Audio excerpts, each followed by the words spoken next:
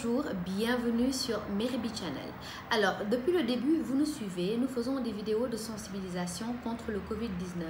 Nous invitons des experts à venir parler, avoir une petite discussion avec nous. Aujourd'hui, c'est un petit tips, un petit tuto que j'ai décidé de vous faire.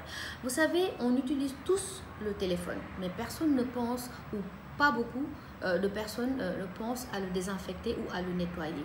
Alors que le téléphone nous accompagne partout. Nous utilisons pour les appels, nous utilisons pour les SMS, pour swipe up, pour consulter nos réseaux sociaux, nos mails. On fait tout avec le téléphone et on va partout avec le téléphone. Et en plus de ça, le virus du Covid-19 peut vivre sur une surface comme ça. Donc, il est important, voire primordial, de nettoyer ou de désinfecter votre téléphone. Pour les astuces, c'est très simple. La première, il ne faut pas donner votre téléphone à autrui. Si aujourd'hui, on vous dit de ne pas vous serrer la main, de ne pas vous faire de câlins ou de respecter une certaine distance, ça veut dire que c'est tout à fait logique et naturel de ne pas prendre votre téléphone et de le donner à autrui. Ça, c'est clair et net. La seconde chose, c'est que pour nettoyer votre téléphone, il faut avoir une lingette que vous voyez là. Donc, pour la lingette, il faudrait au moins qu'il y ait 70% de taux d'alcool. Pas plus, parce que sinon, ça peut gâter le téléphone. À partir de là, vous prenez et vous frottez doucement, vous nettoyez votre téléphone. Comme vous le voyez, comme ça. Mais vous le nettoyez bien. Et avant de faire tout ceci, bien sûr, il est normal d'abord de désinfecter vos mains. Maintenant, pour ceux et celles qui n'ont pas de lingette, c'est très facile. Vous prenez un mouchoir qui est très doux, vous faites chauffer de l'eau, vous le mettez, vous le trempez dedans. Ensuite, vous prenez du savon, vous frottez un peu, comme ça, parce qu'il y a des téléphones qui ne supportent pas l'eau. Et vous prenez votre téléphone et vous frottez tout doucement, toutes les zones. Vous nettoyez bien le téléphone, comme vous le voyez.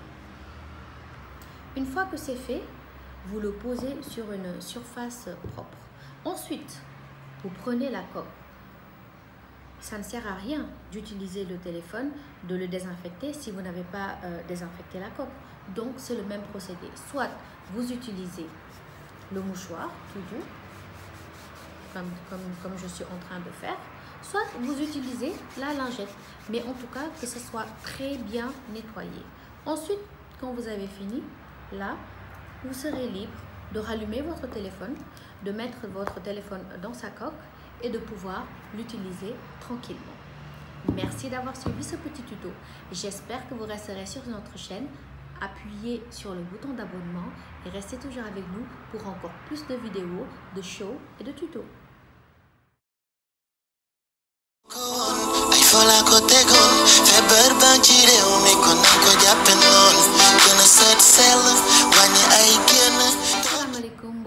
Alors yéen a ngi ci Merriby Channel tey nag dañuy ñëw comme ni ñuy faral di def fan yi yëpp indil leen benn vidéo ci lépp li nga xamante ne mu di xeexu coronavirus. Donc tey dañ leen indil awma invité waaye li ma leen indil mooy benn genre tuto et astuce la yoo xamante ne da leen di permettre toujours ngeen di xeex contre lii di Covid-19 bi. Donc ñëpp xam nañ que ne téléphone dañ koy faral di yor tout le temps fu ñu mënti nekk mi ngi suñu poche fu ñu mënti dem suñu téléphone mi ngi ak ñoom. Donc téléphone c'est important nga koy raxas du ma ne raxas sax mais désinfecter la ñuy wax wala fomp. Donc la première astuce bi nga xamante ne nii dañ leen mën a wax ci seen téléphone mu di bu leen ko abale wala bu leen ko joxe parce que bu dee dañ leen ne bu leen joxante loxo ngeen xaw a sorento. Donc c'est normal que seen téléphone tamit waroo leen ko joxe parce que virus boobu di Covid-19 mën na dund ci kaw surface yi nga xamante ne moo di téléphone bi. Léegi nag pour désinfecter sa téléphone c'est très simple da ngay ut benn lingette boo xamante ne day am 70% de taux d'alcool parce que alcool bi bu ëppee mën na yàq sa téléphone. Bu boobaa nga jël ko nga daal di commencer fomp sa téléphone. Balaa ngay def loolu yëpp nag il faut nga raxas say loxo ba pare. Léegi nag boo fompee sa téléphone comme ni nga koy gis nii ba mu set gis nga ko nii da nga koy gis ba mu set mais balaa loolu yëpp bu leen fàtte kenn du fomp téléphone fekk téléphone bi branché te boo leen koy fomp dindi leen cover bi maanaam li nga xamante ne mooy protéger téléphone bi pour ngeen mën a fomp seen téléphone.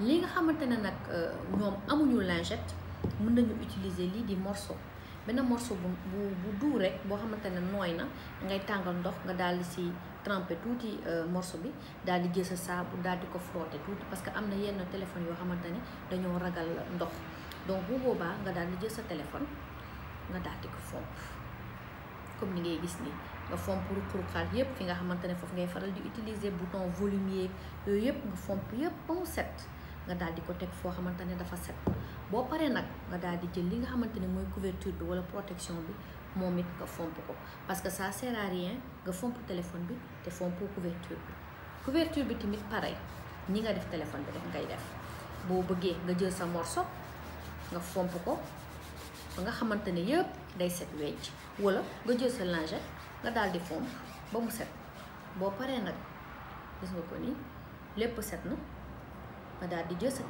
téléphone bi nga xamante ne dafa fay ba léegi taalagoo ko parce que boo koy fomp il faut nga fay ko nga daal di jël sa téléphone nga dugalaat ko ci couverture am nga daal di mën a taal sa téléphone daal di ko mën a utiliser waat donc tey jii mbokk yi lii lañ leen indiloon ci li nga xamante ne ni mooy li ñu koy woowee tutoriel wala tips pour toujours xeex li nga xamante ni moo di coronavirus bi bu leen fàtte abonné ci chaîne bi bouton boobu la ci suuf rek da ngeen di bës rek su ko defee vidéo bu bees bu ñëw rek di ngeen ci